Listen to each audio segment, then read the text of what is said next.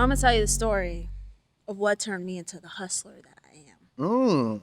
So I grew up in a broken home. I don't really know what that means, but all I know is my family was divorced since I was 3.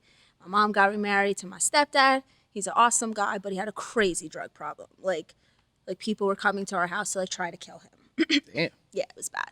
And one time we were at my school and he picked me up from school and this guy in a black Jeep. I thought I was crazy, but I told him, I was like, I think they're following us. I think this guy is following us. He's like, what are you talking about? You know what you're talking about. He's like, You and your dad, y'all leaving school? Yeah, my stepdad. And we're leaving school and I'm seeing this Jeep. I'm like, I know I'm not crazy now because it's been like blocks, you know, and this car's behind us. And we get to the drive-thru of the house and he comes out, just starts shooting the crib. Like literally starts shooting the crib. Like, blah, blah, blah, machine gun. My stepdad comes running in the house, kicks his gun out. Just, it's like fucking casino in my lawn. How old are you at this point? At this time, I want to say I was like 11 or 12. Yeah, I was like 11 or 12. And I moved out. At that point, I was like, I got to move out. At 11? I moved out to my dad's house. Wow. I wanted to live with my dad. So you're with mom and your stepdad? Yeah. So I wanted to move out into my dad's house. And then I love my dad and my stepmom. They're amazing. But they're very mellow and religious and curfew. And that's good. But I'm a wild child. And I've always been a wild child. So same city? Same? Yeah. Well, no, this was in New York. This was in the Bronx at the time. Yeah. So it just pushed me to okay, you know what? My family's crazy. I gotta do shit for myself.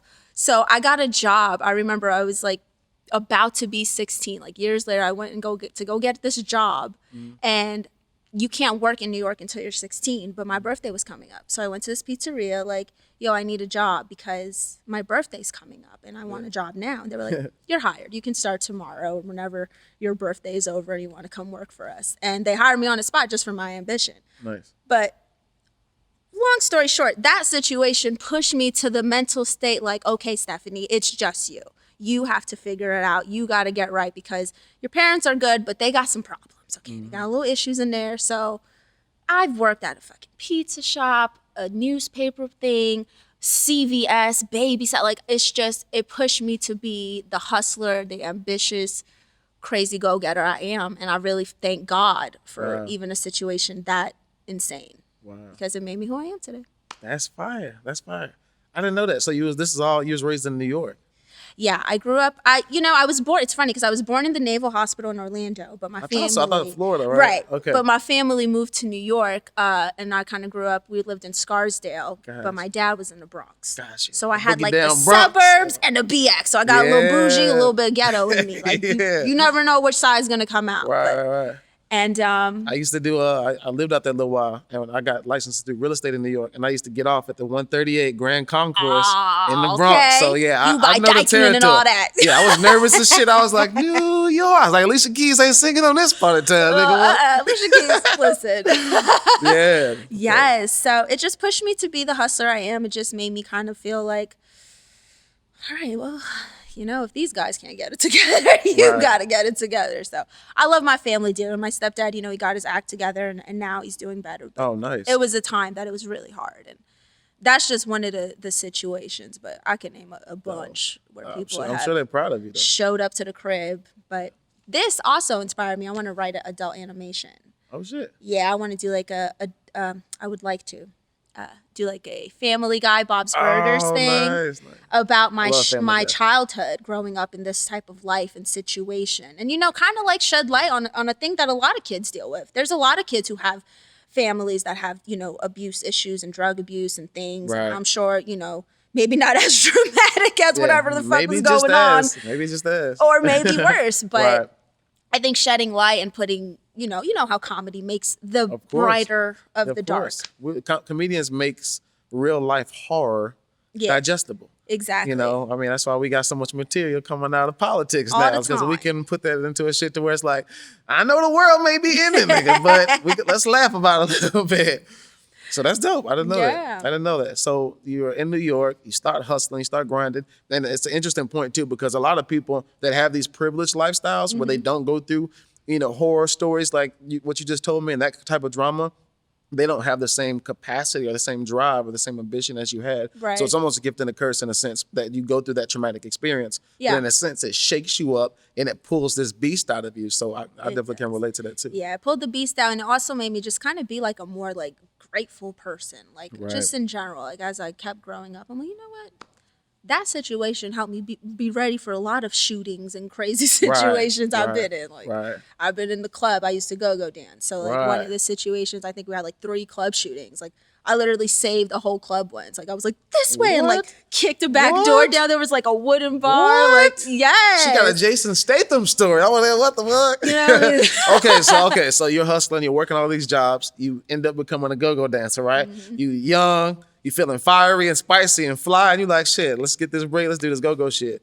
And how was that experience? Go-go dancing came because actually I was modeling at the time, and somebody on Facebook was like, have you ever thought of go-go dancing? I was like, I ain't a stripper. Right, because there's a thin line. There's strippers and there's go-go dancers, right. So go-go dancers you can't touch. You know, those drunk guys will always, hey, baby, no, nigga, not here. Oh, security will throw you out. Okay. Right. All right. So they asked me on Facebook, have you ever thought of go-go dancing? I was like, I ain't a stripper. Like, oh, no, it's not that. You wear costumes and you just dance. That's the gateway drill. It is, though. There has been a lot, dead ass. There's been a lot of girls who started go-going and fell into First is Hooters, then it's go-go. Before I go-go dance, I'm so mad he knows that. I worked at Hooters before I go-go dance. See that? Starts with the wings, the ranch, the carrots. We was just talking about carrots. I'm dying. I'm dying right now. Oh, how did you know? Right. All right, all the fathers out there, when she thinks it starts at Hooters, listen, don't let her work at Hooters. Don't let her. It is a gateway. It's a gateway job. I like that. Okay. So go-go dancing. Go-go dancing. Okay. They introduced me to go. I found out what it was. I found out how much money you can make for literally dancing. Right. And while like the club don't got like medical benefits, they give you like free bottles. Okay. And like your friend's party for free. So in your 20s, that's better than you're the plug. Yeah, I'm literally the plug. Like everybody be like, yo, Steph, who's Rick Ross performing tonight? We coming through the bets. Right. Say less. So, But yeah, so go-go dancing was cool, but there was, in the club, there's been some shootings. Right. One of the biggest shootings was actually the Mexican bar, like I told you. It was a Mexican bar that I was working. It was some kind of fucking band, and they hired dancers for the band. Okay. I get booked for one time I got booked for a thing, and go-go dancers, like, sometimes we work in cages. It's just like an element to add in. You know, the Britney Spears thing, the J-Lo thing. Right. But this was a mariachi band, Charlie. Why they got cage dancers with a mariachi band? Right. Like, no wonder they were trying to shoot the club up. Fuck this party. What is going on? It's depressing. So it is depressing. So that night, some shit went down. You started hearing gunshots outside. And I was like, everybody get out. And I took them through the back exit. And it's like this wooden panel that me and my friend Evelyn had to like lift. And then we kicked the door down. We all ran like a block away from the club until we like saw that everything simmered down. What? It's a real, let's get the hell out of here, life or death situation. Okay, so from go-go dancing, I'm trying to fast forward to how we got to, Bad Girls. Oh, so Bad Girls. So go-go, and then there's a path that leads to Bad Girls. The ratchetness from the clubs, right. That's why my 20s I lived my 20s. Right. Like, for 7 years of my 20s, I was working in the club. So I had a great 20s. But yeah, so the Bad Girls Club thing is funny because they had a season, it was like old best friends. So I went with my best friend Evelyn to audition, and they liked us. I got a call back. I was on Skype with them. This was in Florida. Gotcha. Y'all know the hurricanes and shit. Power went out in the middle of my interview, and I was like, well, there that goes. And they didn't call me back for that season. Wow. 2 years later, they're doing a social media season, and they're scouting girls on Instagram, TikTok, or Musical.ly at the time. You know, Musical.ly is the original TikTok. Oh, okay. No, I never got into Musical.ly. Yeah, so Musical.ly is where TikTok originated. So they were looking on that app, all kinds of stuff, music. Gotcha. So they found me, and they were like, we really want to bring you on the show. You know, we like that you're known for doing videos. At the time, I was doing like skits and stuff on Instagram. But I was still working in the club. Even when I was a go-go dancer and a model, I've always been a goofy, like funny, crazy girl, like how I am. I've always been this way. Right. So they were like, you want to be on the Bad Girls Club? I was like, who is this? How y'all, like, what are you talking? Because it came out of nowhere. I was like, y'all are real late. Like, what are you talking about? And at the time, I was 27. So I was like, I don't want to be the old bitch on Bad Girls Club. You know what I mean? Like, I don't want to be babysitting y'all. But they told me it was based on social media, so that they're going to be advertising our social media and kind of catering to our niche. So that for me was comedy and skits and modeling at the time. I did like 2 photo shoots. I didn't show 1 fucking photo shoot. I was so pissed. Damn. I did a cover of a magazine and a whole campaign for a clothing line. Damn. But yeah, so it was catered to what each girl did. So my thing was the comedy. So I came in there, we did like a roast. You know Alex Hooper? Alex Cooper? Alex Hooper. So. He's a comedian out here. He was on America's Got Talent, and he'd be at the Comedy Store a lot. But he came before I even started doing stand-up or lived in California. They hired him to come on the Bad Girls Club and teach us the format of roasting. Wow. And we did a Bad Girls Club roast. Wow. And then like a year and a half later, I moved to California. I'm in the Comedy Store doing my first roast ever. Who's there? Alex fucking Hooper. I was like, nice. Wow. Wow. That's like the reunion right there. It was so crazy. Wow. But that's how the Bad Girls Club started. So even before Bad Girls Club, you knew comedy and entertainment was the direction you wanted to go. I didn't. It was just something that I guess it was just me, you know? Wow. Since I was a little kid, I've been doing impressions and voices. Like I'd be at like the dinner table and my dad would be like 5 years old, do the pastor from Coming to America. Right. You know, like why do I know this? But I did. And it's just been something that's in me. And that's why, you know, fast forward Bad Girls Club. Right. Finished that, moved to Orlando, you know, where I was there still, but I was like, what am I going to do now? Right. I ran a scene in Orlando. I did everything. Everybody knows me here. Nobody respects me. Like nobody is taking the time to actually pay me for my talent anymore because I'm the plug. They know me, you know? Right. So they're always going to try to get that love price. So I'm like, I got to get out of here. I got to spread my wings. So I started my business, the Queen's Closet Shop.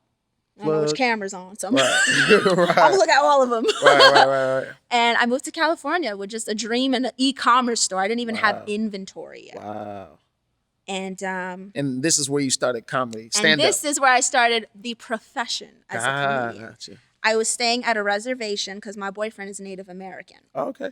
So if you don't know, Native Americans get hooked up. They don't pay rent.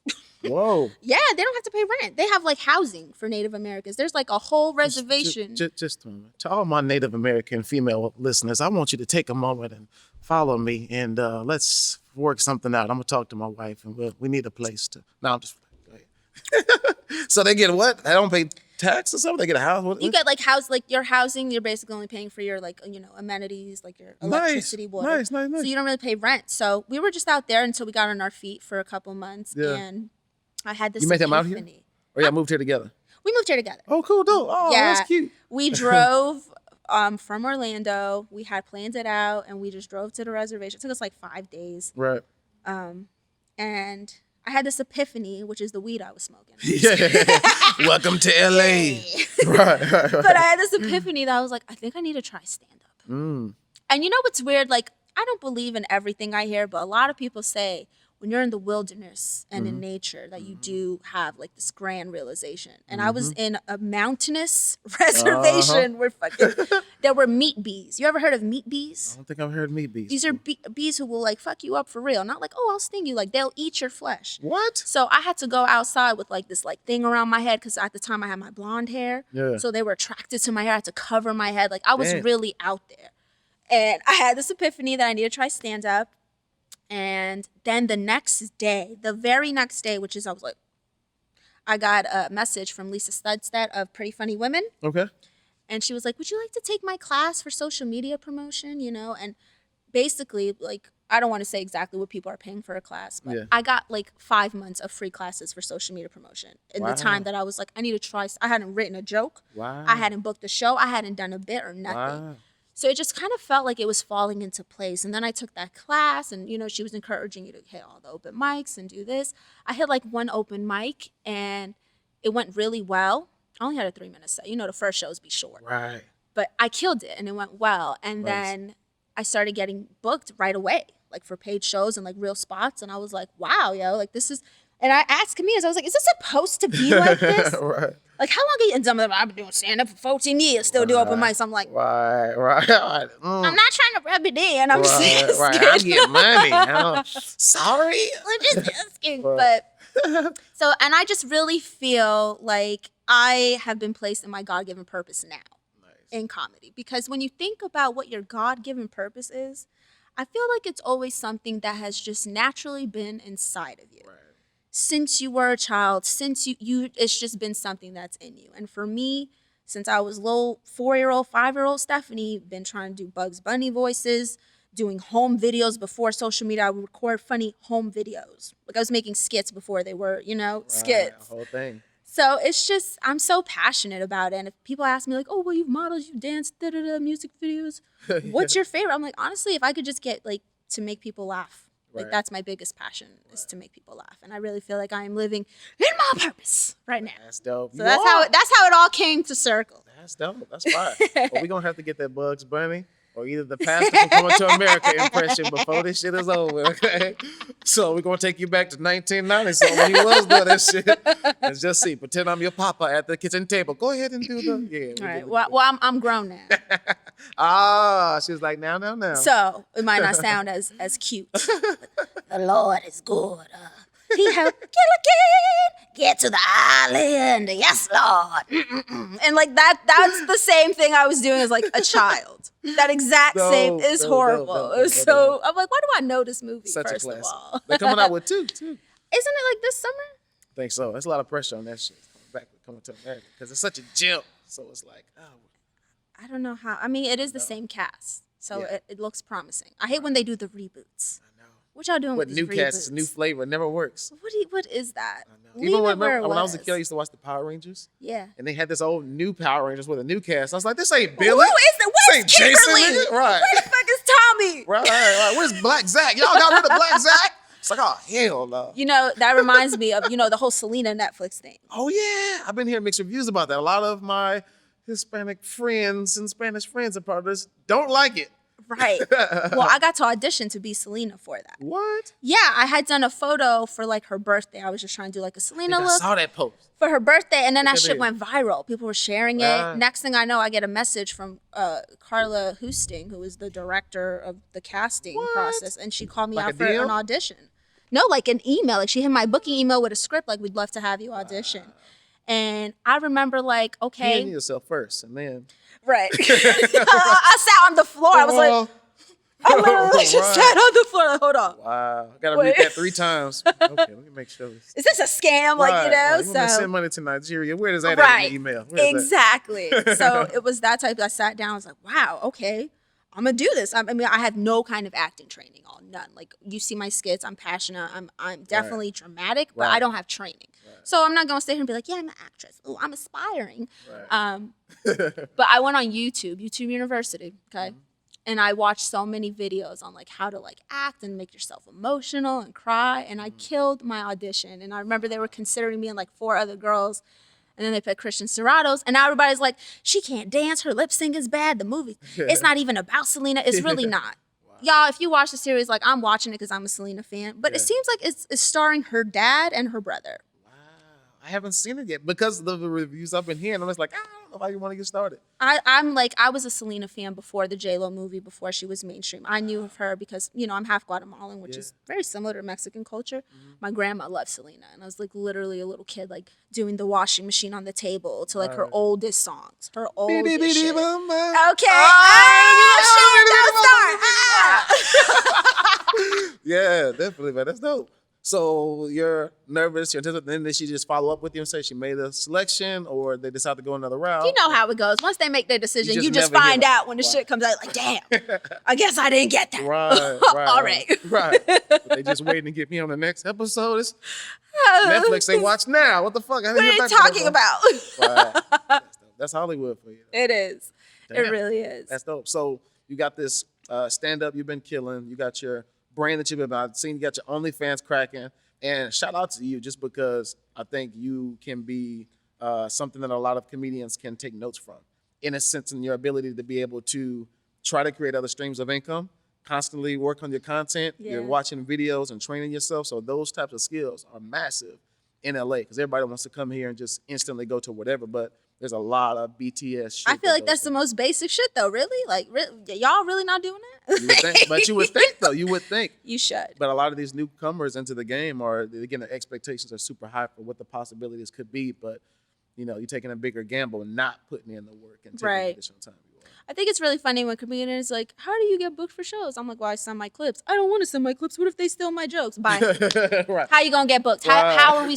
You know what I'm saying? Right. These selfies only do but so much. Right. Talk themselves out of opportunities. Yeah, you gotta just go for it. Sometimes, like with that Selena thing, I'm telling you, I didn't. At the moment, I was like, Selena, I don't know. I mean, but I felt like I have to try. I have to try. Of course. Because I'll regret it. Like, I'll never know. It'd be that, what if? What if I never tried? Right, like, right. you gotta try. I could have been Selena. They hit me up back in 2019. Yeah, but I had a lot of shit going on. She was crazy. Sit down, Papi. Sit down, Mommy. Let me tell you about 2020. Tell me about this. The peanut butter? What is going on? You like that? It's smooth, ain't it?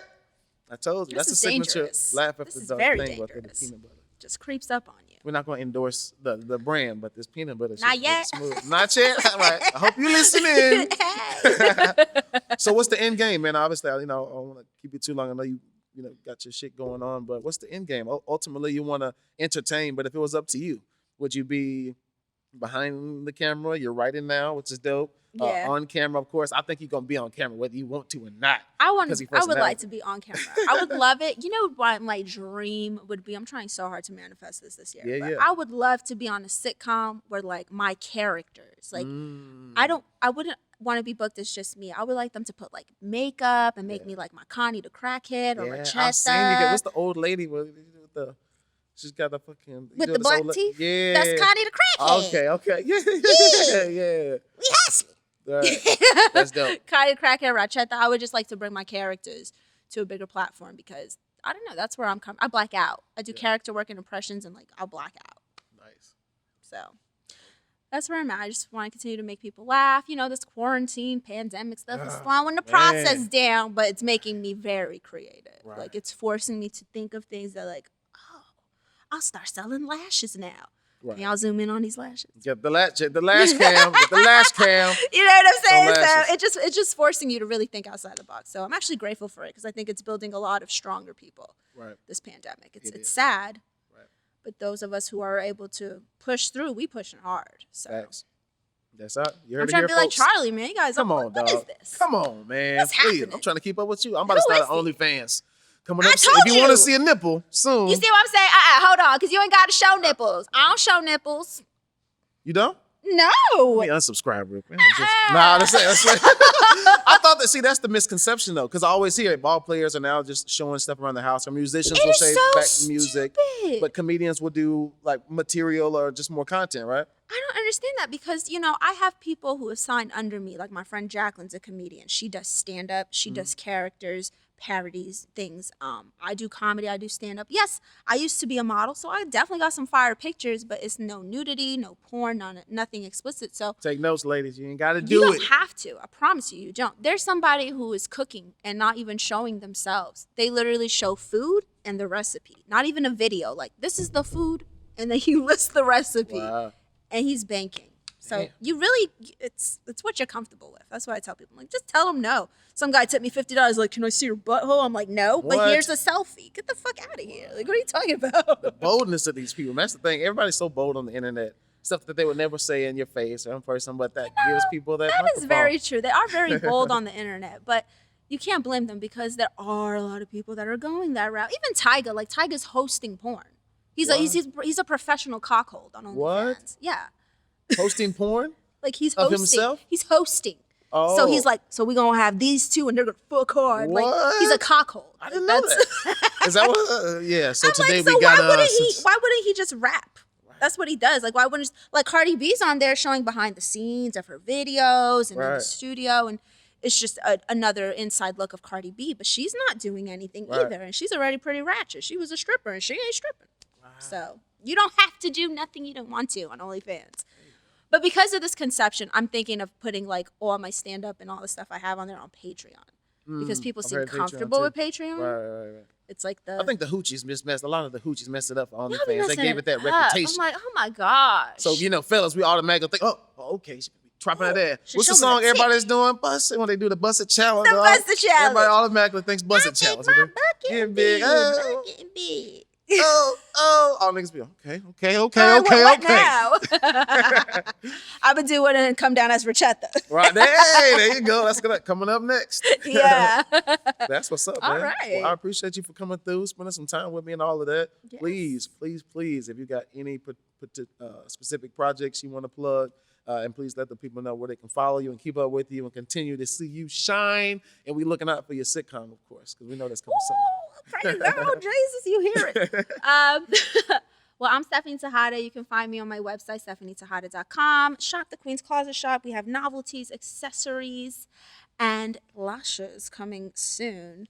You can catch more virtual entertainment from me for now. I'm on Dame Dash Network on the Quarantine Comedy Party. You could catch that special. And I actually have an independent film coming out called This Is Me. That's what it was called. This Is Me. And I play a mom who's like the mom of a sick girl. So I got a small little role. It's like a drama? This Is Me. It's actually a Bollywood film. And I speak Spanish. I'm a Spanish mother. So it's very different. It was a real role. So. Yeah, okay. You flexible on these ones, right? Switch up. And more parody music. Right now I'm working on a Cream parody. COVID ruins everything around me. If y'all take that, I swear. They gonna take it. No, they not, because it's gonna be out before this comes out. Oh shit, that's what's up. Well, hey man, do you? Can't nobody do you like you anyway, so you keep doing you, man. That's what's up, man. Shout out to you, Steph, for coming through. Thank you, hey, Charlie. y'all know what it is. Laugh After Dark, you know how we do it. Make sure you like, subscribe, share, all of that. Continue to support this queen, and stay tuned to more Do Tell with Laugh After Dark. It's your boy, Charlie Wilson. We'll see you next time. Thank you so much to everybody that's been liking and sharing and subscribing to the site. Yo, the feedback has been amazing. Comedians, stop hitting me up. I can't get everybody on, baby. Hey, if you haven't already, stop what you're doing and like, subscribe, and share. Hit that little bell right there. It's right there.